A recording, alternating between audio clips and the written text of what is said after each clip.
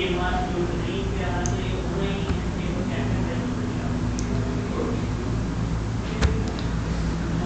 Students,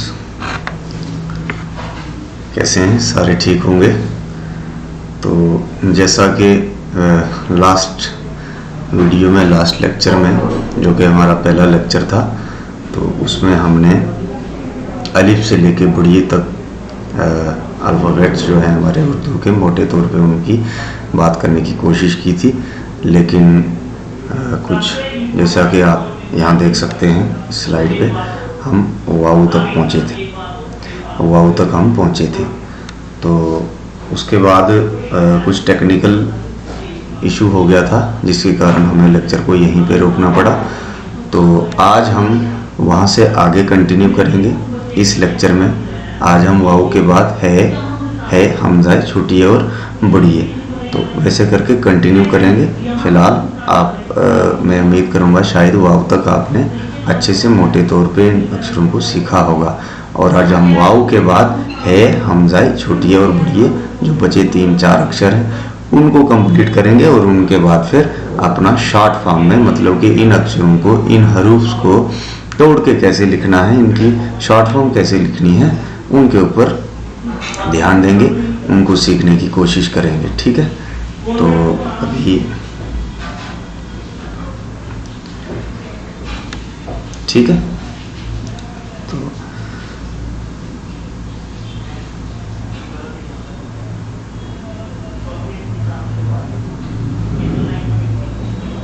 okay, ठीक है।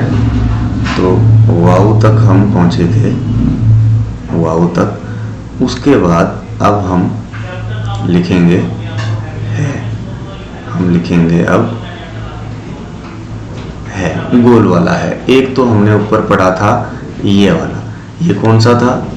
ये था है, ठीक। जिम चे है खे की जो एक सीरीज है, उनमें से था है, ठीक।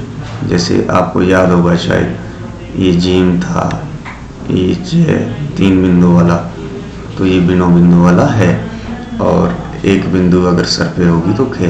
तो ये हमने पढ़े हुए हैं। तो उसमें ही एक अक्षर हमारे पास बिना बिंदु वाला जो हाय है, एक ही है। लेकिन अब हम बात इसकी करने वाले हैं, हम अब बात करने वाले हैं इस वाले है की, मतलब कि गोल है की, ठीक है। तो ये है वाऊ के बाद ये क्या है। इसी है को हम है प्लस है बराबर हिकमन बनाते हैं, ठीक। ये बात मैं समझाऊंगा आपको आगे, क्योंकि है के बाद जब हिकमन आया, फिर हमज़ा, फिर छोटी ई और फिर बड़ी ई, ठीक है।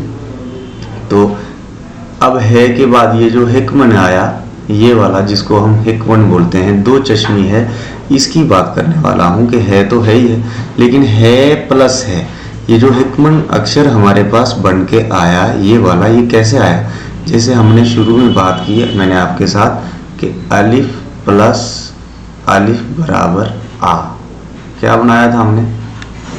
अलिफ प्लस अलिफ बराबर आ, ठीक। उसी हिसाब से है प्लस है बराबर किसके है? हिकमन के। मतलब अलिफ प्लस अलिफ बराबर आ।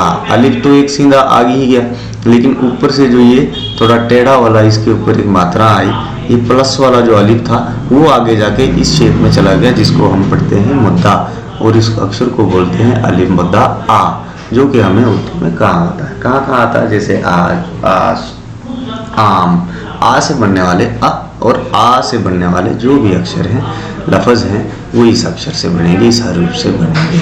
उसी हिसाब से है प्लस है बराबर किसके आ जाता है? 2 चश्मे वाले है के, मतलब कि 2 आंखों वाला है, जिसको हम बोलते हैं हिकमन, ठीक है। क्या बोलते हैं इसको हम? हिकमन। जैसा कि मैंने इधर लिखा हुआ, क्या बोलेंगे इसको? हिकमन। तो ये क्या था? है। ये क्या है? हिकमन। और ये क्या है? हमज़ाई। ये छोटी ई और ये बड़ी ये दोनों अक्षर, ये भी और ये भी, दोनों ये हैं, लेकिन एक छोटा ये है और एक बड़ा ये है। छोटे ये को छोटी ये बोलते हैं और बड़े ये को बड़ी ये बोलते हैं। अदरवाइज अगर सही मायनों में देखा जाए तो ये दोनों ही अक्षर क्या हैं, ये क्या है, ये भी ये है, ये भी ये है, लेकिन ये छोटी ये है और ये बड़ी ये है। छोटी ये ई की आवाज देता है हमें, किसकी आवाज देता है, ई की आवाज देता है, और बड़ी ये हमें ए की आवाज देता है। कैसे, जैसे हमने एक एग्जांपल के तरीके से मैं आपको समझाता हूँ। जैसे हमने लिखना है बड़े, बे अड़े, और इधर लगेगा बड़ी है, क्या बना बड़े, तो यहाँ पे बड़ी है किसकी आवाज दे रहा है, ए की आवाज दे रहा है, ठीक है। और अगर हमने लिखना हो बड़ी तो कैसे लिखेंगे, बे अड़े ई बड़ी, तो यहाँ पे छोटी ई लगी, छोटा ये लगा, छोटी ये लगा, और ये ई की आवाज देता है। समझ गए आप, ये छोटी ई की आवाज देती है अक्सर, और ये बड़ी ये जो है अक्सर ए की आवाज देता है। ये कंसेप्ट है छोटी ए का और बड़ी ए का, ठीक है। लेकिन आगे जब आप शॉर्ट फॉर्म लिखेंगे तो शॉर्ट फॉर्म में इन दोनों के शॉर्ट सिंबल दो बिंदियां होती हैं नीचे, ठीक है। कहाँ पे, नीचे दो बिंदियां, नीचे किसी भी स्ट्रक्चर के नीचे दो बिंदियां अगर आएंगी तो वो ये की ही होंगी, या ई की मात्रा होगी वो, या ए की बिंदियां होंगी, लेकिन होंगी ये की ही होंगी, ठीक है। और ऊपर दो बिंदियां तय का आपने पहला पढ़ा हुआ है, बे पे ते, ऊपर दो बिंदियां तय की। ये हमेशा आपने एक चीज का ध्यान रखना, आपने हमेशा कि बिंदियों का ध्यान रखना है कि कैसे स्ट्रक्चर पे कितनी बिंदियां थी। सिर्फ बिंदियां ही नहीं गिननी है, क्योंकि देखो जैसे ऊपर एक बिंदु नून भी है, ऊपर एक बिंदु नून भी है, और ऊपर एक बिंदु खे भी है। हमने देखा कि ऊपर एक बिंदु नून भी था, ऊपर एक बिंदु खे भी था, ऊपर ही एक बिंदु जे भी है, ऊपर ही एक बिंदु जाल भी है, ठीक है, ऊपर ही एक बिंदु फे है, ठीक। तो बहुत सारे अक्षर ऐसे हैं जिनके ऊपर, हाँ, ऊपर ही एक बिंदु गेन भी है। बहुत सारे अक्षर हैं जिनके सर के ऊपर बिंदियां हैं, लेकिन हमने क्या याद रखना है, मैं बार बार एक ही चीज को फिर बता रहा हूं आपको कि स्ट्रक्चर भी याद रखने हैं कि कैसे स्ट्रक्चर के ऊपर, कैसी बनावट के ऊपर कितनी बिंदियां हैं, ठीक। तो एक सीधे ऐसे करके ऐसे स्ट्रक्चर पे एक बिंदु, उसको हम नून ही पढ़ेंगे, जो कि हम, अच्छा इसको हम क्या पढ़ेंगे, नून ही पढ़ेंगे, जो कि हमने मोटे तौर पे कुछ इस तरीके से लिखा था। उसके बाद किसी भी ऐसे स्ट्रक्चर के ऊपर जिस पे सर पे एक बिंदी आएगी उसको हम खे पढ़ेंगे, ये वाला खे, जो कि हमने ऐसे पढ़ा था। उसके बाद जे की कोई शॉर्ट फॉर्म नहीं है, जाल की कोई शॉर्ट फॉर्म नहीं है, बस ये सामने स्ट्रक्चर दिख रहे हैं। एंगल की शेप में जो होगा और बिंदी होगी, एक ऊपर वो जे होगा, गोल घुमा के जो होगा वो जाल होगा, ठीक। ऐसे टोपी बना के आगे चल के ऊपर बिंदी होगी वो फे होगा, और ऐसे खुला हुआ मुंह, ऐसे ना खुला हुआ मुंह, ये कड़छी, और इसके ऊपर एक बिंदी होगी तो ये गैन होगा। मैं ये सब एग्जांपल इसलिए आपको समझा रहा हूँ कि स्ट्रक्चर, बनावट अक्षर की जैसी भी है उसको याद रखना है, और उसके ऊपर जितनी भी बिंदियां हैं उनको भी याद रखना है।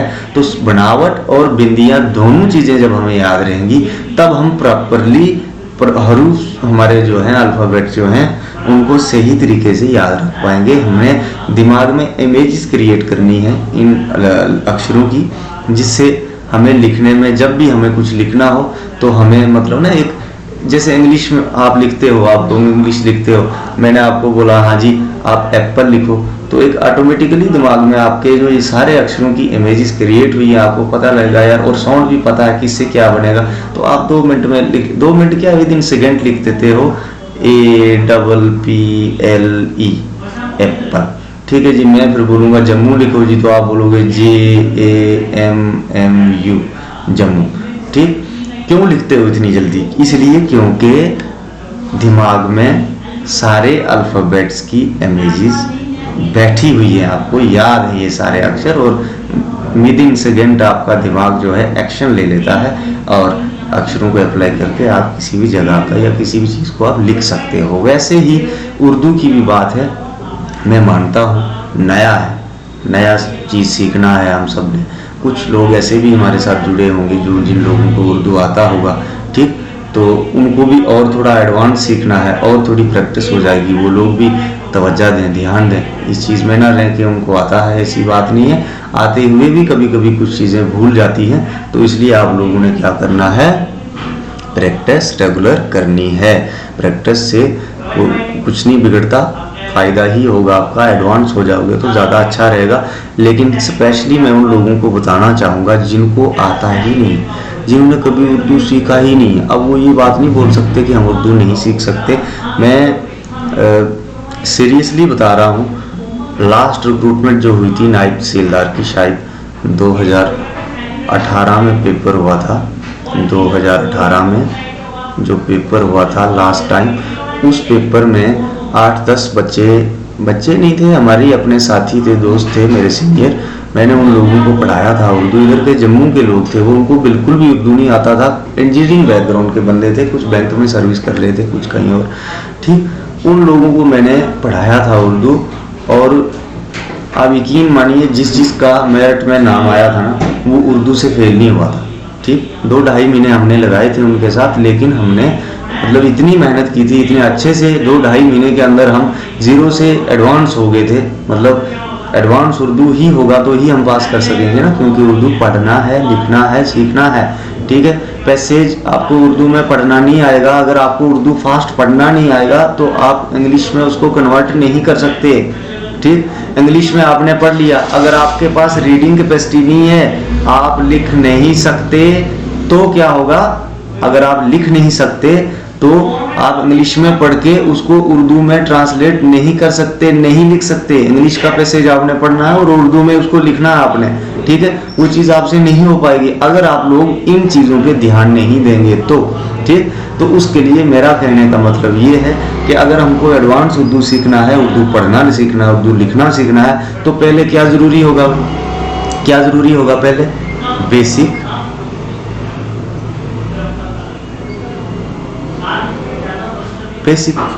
बेसिक में क्या आ जाएगा हमारा? बेसिक में क्या आएगा?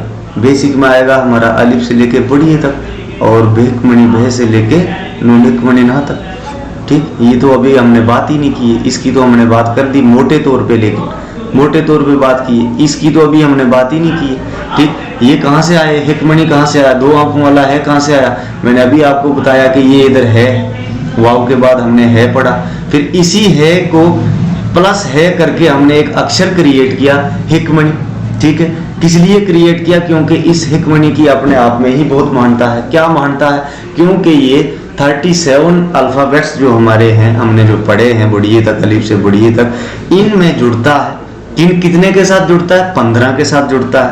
उन 15 के साथ जुड़ के क्या करता है? नए अक्षर क्रिएट करता है। ठीक, कौन कौन से नए अक्षर क्रिएट करता है?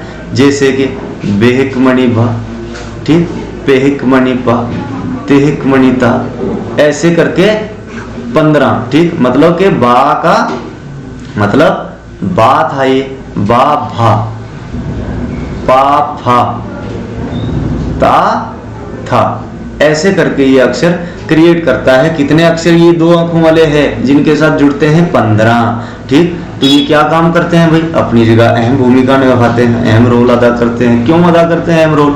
देखो, जैसे अगर आपको भारत लिखना है या भालू लिखना है या भूल लिखना है, तो आप बेवा भूल आम भूल थोड़ी ना लिख सकते हैं। बेवा भूल आम भूल ऐसे कभी नहीं लिखोगे आप। आपको भूल लिखना है तो बेहिक मणि भा, पहले आपको लगेगा बे के साथ 2 चश्मी है जुड़ेगा, उसके बाद वाव और लाम, फिर लिखेगा भूल। उसके हिसाब से अगर भारत लिखना हो तो बेहिक मणि भेला भा रेते रत, क्या लिखोगे? भारत। एक बिंदु नीचे किसका होता है? बे का होता है, तो बेहिक मणि भा, बे के साथ 2 चश्मी है जुड़ा तो भा बन गया, बा से भा, तो भारत रत, क्या बन गया? भारत। उसके बाद जैसे आपको पे से लिखना है तो पे से क्या बन सकता है? जैसे हम लिखते हैं, जैसे पेहिक मणि फा, फल लिखते हो आप, पेहिक मणि फा लाम, क्या बना? फल। इसको जोड़ के लिखो, पेहिक मणि फा लाम, क्या बन गया जी? फल। फूल, पेहिक मणि फेवा फूल आम फूल। ठीक, क्योंकि आप पेवा लाम फूल नहीं लिख सकते थे। फूल लिखने के लिए हमें फूल लिखने के लिए पेहिक मणि फा भी चाहिए था, तो पे के साथ 2 आंखों वाला है जब जुड़ा तो पेहिक मणि पे बन गया। ठीक है, उसी हिसाब से ते की एग्जांपल देता हूं। तेहिक मणि थे का क्या है? तेहिक मणि थे का क्या है? जैसे थाली लिखना है, तेहिक मणि थे ला था, तेहक मणि थे लब था ला इली थाली, ठीक है, समझ रहे ना। थैला, तेहक मणि था ये लाम लबला, तेहक मणि थे ये थे लाम लबला थैला। कहने का मतलब मेरा ये है, अभी मैं सिर्फ एग्जाम्पल दे रहा हूँ, आप सिर्फ समझिए इस बात को। लिखने वाला ये पार्ट नहीं है, लिखने वाला सिर्फ यही था। कौन सा वाला? और समझने वाला है हिकमन, हमजाई, छोटी है और बड़ी है, ठीक। ये क्योंकि हमारे कल की क्लास में से, लास्ट क्लास में से, पहली क्लास में से हमारे ये 4 अक्षर छूट गए थे, ठीक है। तो ये 4 अक्षर अब पढ़ने के बाद हम क्या करने वाले हैं, अलिफ से लेके बड़िए तक, ये तो कंप्लीट हो गए। इसके बाद हम क्या करने वाले हैं, अलिफ से लेके बड़िए तक के जितने भी अल्फाबेट्स को तोड़ के लिखा जाता है, शॉर्ट फॉर्म्स में लिखा जाता है, उन शॉर्ट फॉर्म पे ध्यान देंगे। क्या ध्यान देंगे कि एक अक्षर को अगर तोड़ के लिखा जाता है तो कैसे कैसे लिखा जाता है, कितने तरीके से लिखा जाता है, कैसी बनावटें रहती हैं, उन्हीं चीजों का अगर आप ध्यान रखोगे, देखो वही मेन चीज है।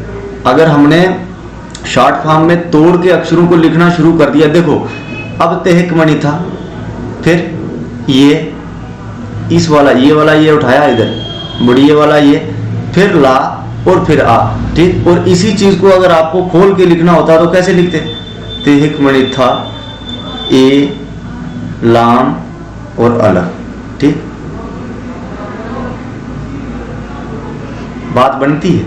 नहीं बनती है, कुछ अजीब सा दिखेगा, ठीक। उतना मतलब वो नहीं हो, अगर उसके लिए तो फिर एक बात पूरी करने के लिए अपनी कोई आपको पूरी एक कॉपी लग जाएगी ना, ठीक है ना। और उर्दू बिखर जाएगा। उर्दू को समेट के पकड़ के कंट्रोल में कैसे रखा गया, इसको तोड़ के शॉर्ट फॉर्म में लिख के, ठीक है, ठीक है, तोड़ के शॉर्ट फॉर्म में लिख के, और फिर शॉर्ट फॉर्म आपस में जुड़ के लफ्ज जब बनाती हैं तो उसकी बनावट कुछ अलग दिखती है, थोड़ा सा इकट्ठा हो जाता है। और इकट्ठा मला के उर्दू लिखना उसी को कहते हैं, मला के लिखा जाता है। खोल के आप उर्दू नहीं लिख सकते, अक्षर खोल के अगर लिखोगे तो कितनी, एक ऐसे लिखने के लिए फिर तो पूरी कॉपी लग जाएगी, ठीक है ना, और सजेगा भी नहीं, अच्छा भी नहीं लगेगा।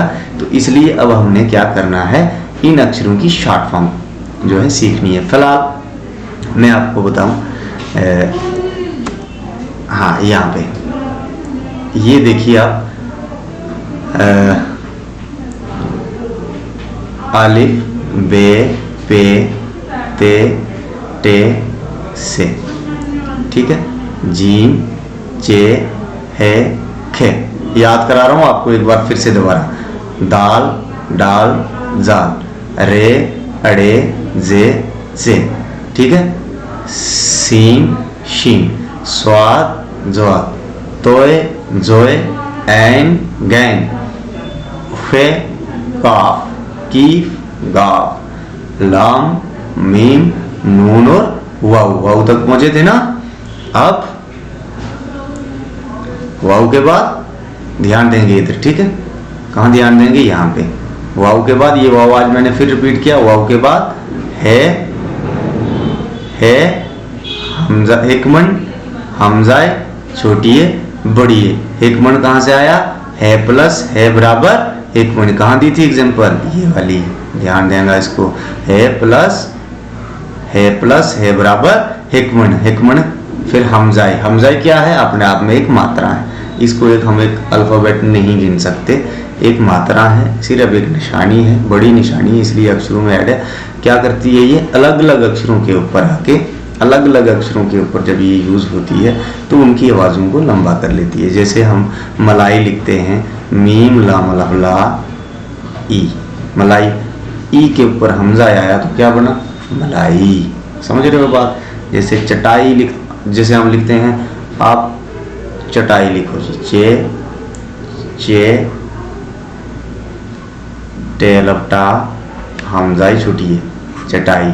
आप ये हमजा मचा भी देंगे ना तब भी चटाई होगा, लेकिन हमजाई ने क्या किया, ई को लंबा खींचा, चटाई, मलाई, पढ़ाई, लखाई, ठीक है ना। जैसे आओ जाओ, वाव के ऊपर हमजाई लगेगा। तो कहने का मतलब ये है कि यह हमजाई क्या है, अपने आप में एक मात्रा है, ठीक है भैया।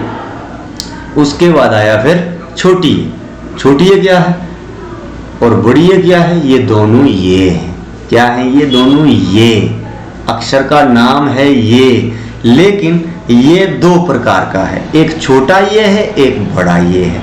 छोटे वाले को छोटी ये बोलते हैं और बड़े वाले को बड़ ये। छोटा वाला ई की आवाज देता है और बड़ा वाला ए की आवाज देता है, बताया हुआ है। ए की आवाज देगा, ई की आवाज देगा। ठीक है, बस बात खत्म। अब हम चलते हैं आगे, क्या करने वाले हैं, अब हम शॉर्ट फॉर्म पे ध्यान देने वाले हैं।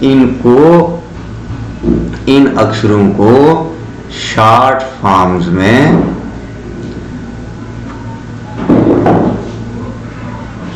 तोड़कर लिखना है। कितने अक्षरों को? 37 को। ठीक है, इनको तोड़ के लिखना है। और अब मैं आपको बता दूं, ये जो है ना बैकबोन रहेगा, मतलब रीढ़ की हड्डी रहेगी। क्या? ये शॉर्ट फॉर्म, ये आपने सीखनी है और इन्हीं को आपस में जोड़ के फिर हेज्जा सीखना है।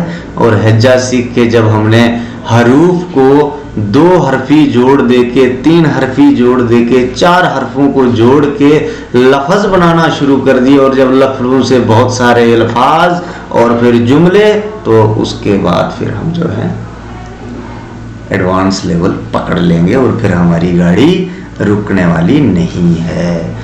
तो इसलिए बस थोड़ी सी मेहनत करनी है। यही शुरू की 4-5 क्लासें जो है हमारी, इन पे खास ध्यान देना है, अच्छा फोकस करना है। उसके बाद फिर हम मास्टर हो जाएंगे, फिर नहीं मानेंगे हम। हमको जितनी ज़रूरत है पढ़ने की, लिखने की, पेपर पास करने की, 100 में से 40 नंबर लेने की, ये हमारा दावा है। ये पूरा हो जाएगा, बस आपकी मेहनत चाहिए। और हम आपके साथ ऐसे ही जो है डेली की एक लेक्चर वीडियो लेके हाजिर रहेंगे। ठीक है, बस आप अपना सही तरीके से ना, मतलब पॉजिटिव होके पूरा एक सीरियस एस्पायरेंट रहो। आप उर्दू सीखने के लिए सीरियस एस्पायरेंट बन जाओ, और उसके बाद जो है देखो क्या बनता है। अब मैं आपको बात करता हूँ अलिफ और अलिफ मद्दा आ, इनकी कोई शॉर्ट फॉर्म नहीं है। ठीक है, इनकी कोई शॉर्ट फॉर्म नहीं है। अब ध्यान देंगे बहुत बारीकी से। ठीक है, अब हम क्या पढ़ने वाले हैं भैया? अब हम पढ़ने वाले हैं बे। क्या है ये? बे। क्या है ये? बे। बे को जब हम तोड़ के लिखते हैं, कितने हिस्सों में लिखते हैं? 3 हिस्सों में लिखते हैं। कैसे लिखेंगे? इसको हम लिखेंगे ऐसे, ऐसे, ऐसे। शायद कुछ बारीक सा दिख रहा है, इसको थोड़ा मिटा देता हूँ। बारीक दिख रहा है थोड़ा, मोटा मोटा लिखते हैं। ठीक है, क्या लिखना था? बे। ये आ गया आपका बे। बे को आप कैसे लिखेंगे? तोड़ के। बे को तोड़ के लिखेंगे भैया बे, बे और बे। ये आ गया आपका बे। ठीक है,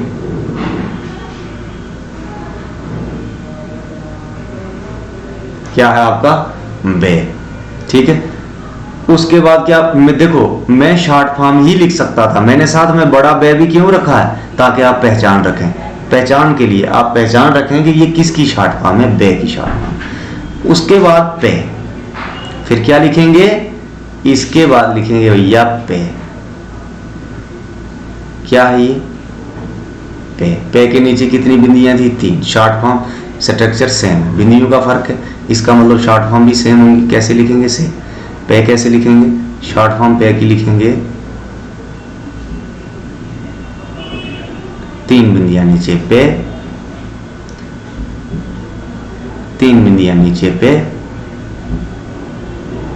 3 बिंदियां नीचे पे। ठीक है, ये सिर्फ बिंदियां, ये नहीं सोचना कि बिंदियों के बीच में ये खाली स्पेस क्यों दिख रही है। ठीक, पेन थोड़ा बारीक लिख रहा है, इसलिए मैं बिंदी को मोटा करने के लिए, ताकि आपको अच्छे से समझ आ जाए, इसलिए थोड़ा गोल कर रहा हूं बिंदी को। ठीक है, ये क्या आ गया आपका? पे।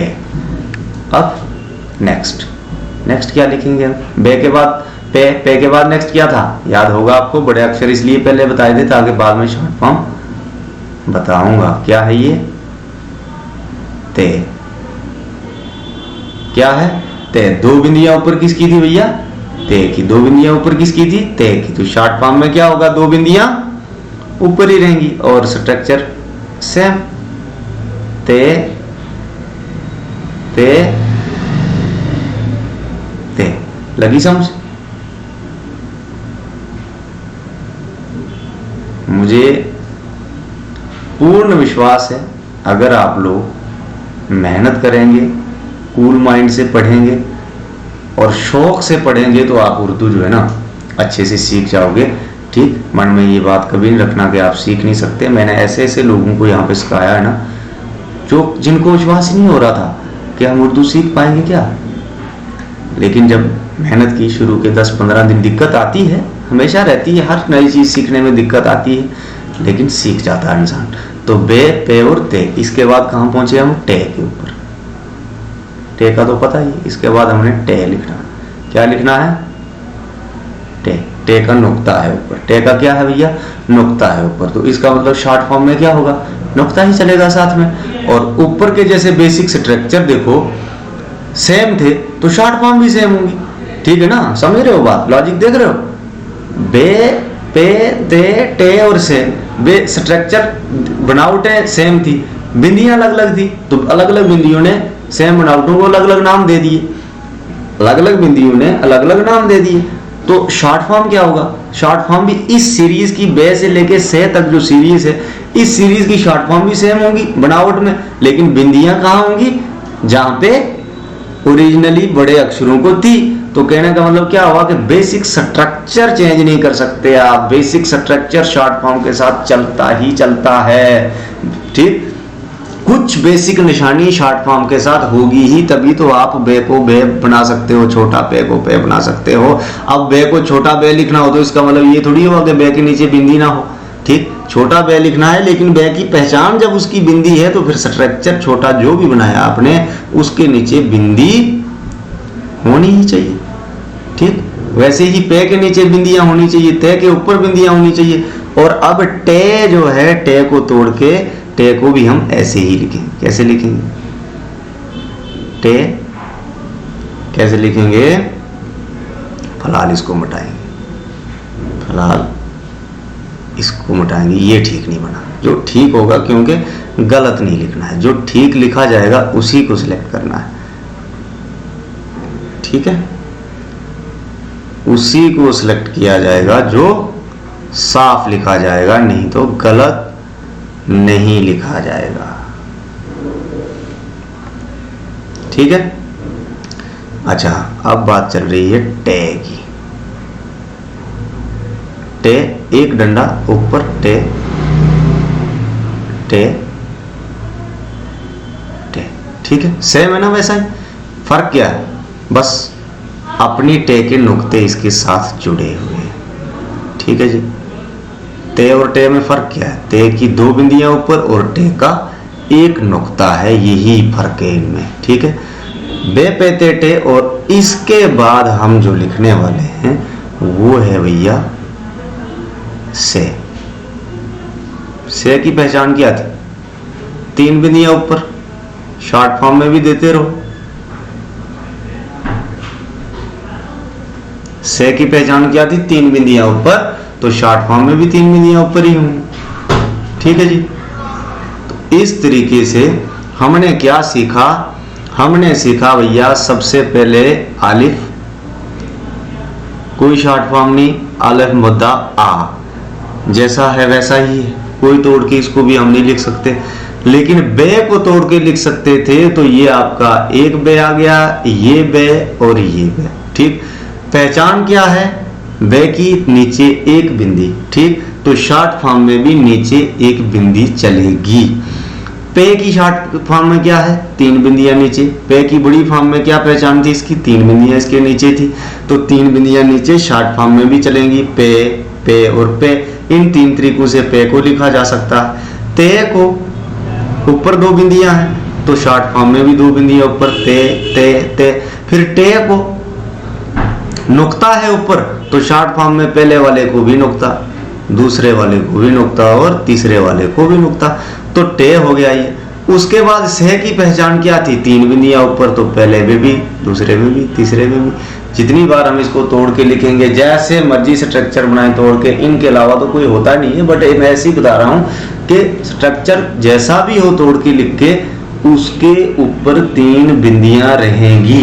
ठीक, से में टे में नुक्ता रहेगा ऊपर, ते में 2 बिंदियां ऊपर रहेंगी, पे में 3 बिंदियां नीचे रहेंगी और बे में 1 बिंदु नीचे रहेगी। बार बार बताने का सबसे बड़ा कारण ये है क्योंकि मैं जानता हूँ नई चीज़ है, इंटरेस्ट क्रिएट करना बहुत मुश्किल होता है। शुरू शुरू में चीज़ें खराब लगती हैं, सीखा नहीं जाता, फ्रस्ट्रेट रहता है इंसान कि यार ये क्या चीज़ है, कैसे सीखें, कैसे नहीं सीखा जाएगा। ये मैं इसलिए बार बार बता रहा हूँ कि कूल माइंड, बहुत शांति से पढ़ना है, बहुत शांति से पढ़ना है, पेशेंस रखने हैं। ठीक, और टाइम के साथ साथ खुद ब खुद आपको लगेगा कि नहीं यार अब मैं सीख रहा हूँ, अब मैं थोड़ा सा सही हो रहा हूँ उर्दू में। और थोड़े टाइम के बाद आस्ता आस्ता जब बस ये शॉर्ट फॉर्म जब आपको आ गई ना,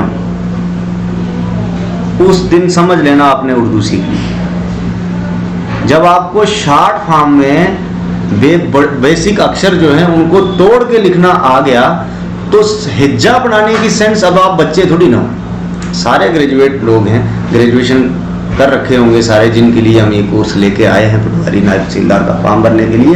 खैर एक और बात बताऊं मैं, ये और भी कोई यूज कर सकता है अपने घर पे। जैसे छोटे छोटे बच्चे हैं जो अभी मतलब 10th भी नहीं है, 5th 6th 7th में पढ़ते हैं, या 1st 2nd में ही क्यों ना हो, ये कोर्स उन बच्चों के लिए भी है क्योंकि ये है ही 0 से ऊपर के लिए। ठीक, तो आप लोग उनको भी सिखा सकते हो ये अपने घरों में। कोई अगर ऐसे शौक से सीखना चाहे, ठीक, उर्दू की नॉलेज रखने के लिए तो भी सीख सकता है। ज़रूरी नहीं है कि हमारे ग्रेजुएट लोग जो पटवारी नायब तहसीलदार के लिए अप्लाई करेंगे उन लोगों को ही ज़रूरी है। ये एक लैंग्वेज है, अच्छी ज़बान है, जम्मू कश्मीर में इस्तेमाल होने वाली ज़बान है, यूज़ लगता है कभी कभी इसका, कभी कभी क्या बड़ी जगहों पे लगता है। तो ज़रूरी नहीं है कि आप लोग ही सीखें, आप सबको, कोई भी सीख सकता है, सबके लिए ये कोर्स अवेलेबल है यूट्यूब के ऊपर। बस आप लोगों का सपोर्ट होना चाहिए कि आप लोग इस कोर्स को लाइक करें, ठीक है जी, शेयर करें एक दूसरे के साथ। ठीक, अपने तक ही दबा के नहीं रखें। एक बंदे के पास ये वीडियो पहुंचेगा तो उसका एटलीस्ट 20-30 शेयर होने चाहिए उसके आगे। वैसे वैसे करके पूरे जम्मू में इसको फैलाओ। ठीक, हर बंदा अपने घर पे भी पढ़ सकता है, छोटे बच्चे बड़े कोई भी पढ़ सकता है आराम से। अच्छा, दूसरी बात, अब आप लोग ये सोचते होंगे कि मैं इतना स्लो क्यों चल रहा हूँ। ठीक, इतना स्लो क्यों चल रहा हूँ। स्लो चलने का मतलब ये है, स्लो चलने का मतलब ये है कि अगर अब हम ऐसे ही फालतू का आगे दौड़ पीछे त्रट्टी जोड़ बोलते हैं ना डोगरी में, तो वैसे अगर आगे भागने की कोशिश करेंगे ना तो बात नहीं बनती यार। हमने क्या करना है, दिन में हम 5 या 6 अक्षर ही सीखें, या दिन में हम 5-6 अक्षर ही सीखें। ठीक, दिन में चाहे हम 5-6 अक्षर ही क्यों ना सीखें, लेकिन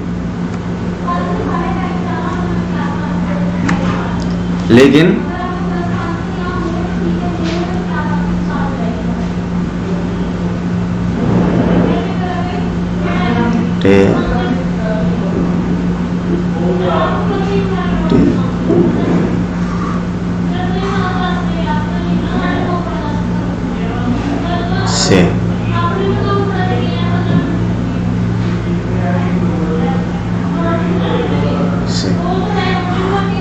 हम चाहे दिन में 5-6 अक्षर ही क्यों ना सीखें, लेकिन क्या करना है, अच्छे तरीके से सीखना है। अच्छे से सीखने का मतलब क्या है, अच्छे से सीखने का मतलब ये है कि हम बेसिक ये स्ट्रक्चर, ये बिंदियाँ और ये बड़े अक्षर और इनकी आवाज़, इनका नाम, ये सही तरीके से दिमाग में बैठा लें, उसके बाद ही हम आगे बढ़ेंगे।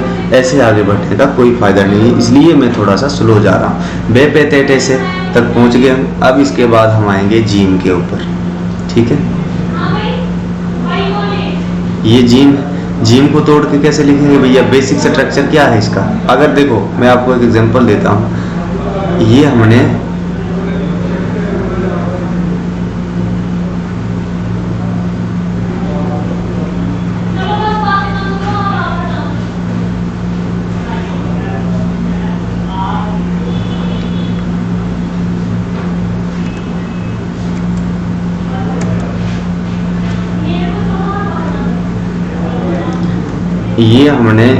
यहाँ पे जो लिखा है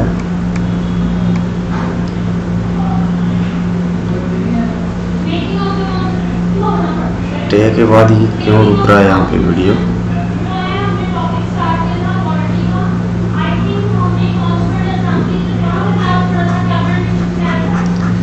एक मिनट, थोड़ा सा कुछ टेक्निकल इशू आ गया है, मैं इसको ठीक करता हूँ। आप लोग थोड़ा सा इसको वीडियो को तब तक वो करेंगे, पास करेंगे, कोई बात नहीं।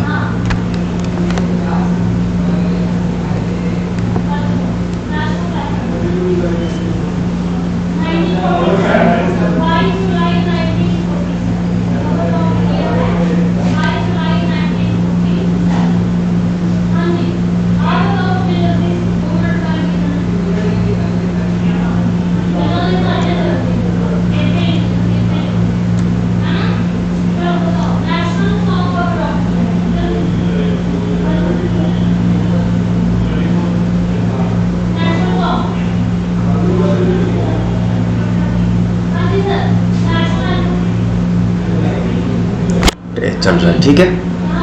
टे फिर से दोबारा लिखेंगे यार, कुछ टेक्निकल फॉल्ट हो गया यहाँ पे, समझ नहीं आ रहा था, ठीक है। तो ये क्या हो रहा है,